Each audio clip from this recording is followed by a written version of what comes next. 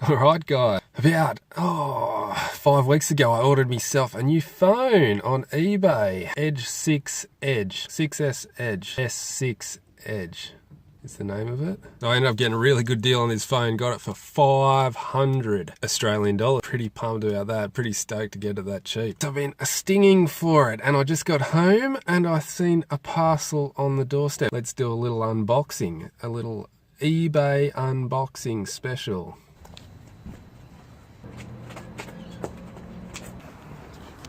Okay, unboxing, here we go.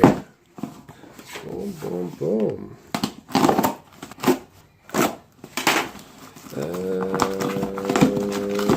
Ta-da!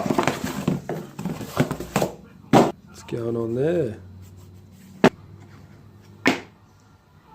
What the fuck's the phone? You're fucking joking me.